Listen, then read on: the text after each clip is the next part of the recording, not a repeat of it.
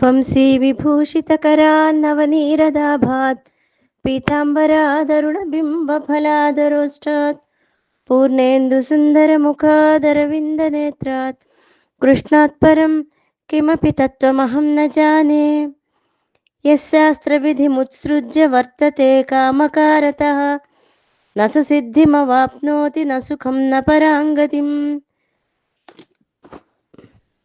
ఎవరైతే శాస్త్రోక్తంగా ఉండేటటువంటి విధిని విడిచిపెట్టి తమ ఇష్టం వచ్చినట్లు ప్రవర్తిస్తూ ఉంటారో అటువంటి వాళ్ళు పురుషార్థ సిద్ధిని కానీ ఉత్తమగతి అయినటువంటి మోక్షాన్ని కానీ పొందలేరుట. వాళ్ళ ఇష్టం వచ్చినట్లుగా ఆచరించడం దీన్నే స్వేచ్ఛా ప్రవర్తన అంటారు. ఈ స్వేచ్ఛా విధానం వద్దని ఈ శ్లోకంలో చెప్పబడుతోంది. ఎవరికి వాళ్లే తమకు తోచిన పద్ధతిని అనుసరిస్తూ అదే సరి అయిందని వాదించడం చాలా పొరపాటు. ఒకళ్ళు చేసే పని లేదా అనుష్ఠానం సరైనదా కాదని పరీక్షించడానికి శాస్త్ర ప్రమాణం చాలా ఆవశ్యకం. వాళ్ళు చేసే పనులు కానీ వాళ్ళ ప్రవర్తన కానీ శాస్త్ర ప్రమాణాన్ని అనుసరించి ఉందా లేదా అనేది పరీక్షించుకోవాలి.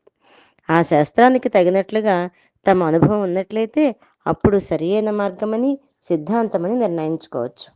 శాస్త్రాల్లో చెప్పబడిన మాటలు గొప్ప గొప్ప మహర్షుల యొక్క మాటలే కనుక అవన్నీ భగవంతుని ఆశయములే కాబట్టి ఆ శాస్త్రాలను ఎవ్వరూ ఉల్లంఘించకూడదు, అంటే విడిచిపెట్టకూడదు. కనుక ఎవరైతే వాటిని ఉల్లంఘిస్తారో వాళ్ళు మోక్షాన్ని పొందలేరని భగవానుడు తెలియజేస్తున్నాడు. కనుక విజ్ఞులందరూ శాస్త్ర ఆదేశాన్ని అనుసరించి ప్రవర్తించాలి.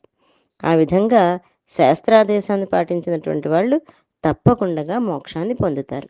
ఆ విధంగా మోక్షాన్ని పొందేటువంటి పద్ధతులను ఆచరించాలి. అసుర లక్షణాన్ని విడిచిపెట్టాలి, తమో గుణాన్ని విడిచిపెట్టాలి, నిరంతరము సజ్జన సాంగత్యం కలిగి ఉండాలి అని శ్రీకృష్ణ పరమాత్మ తెలియజేస్తున్నారు. జయ గురుదత్త.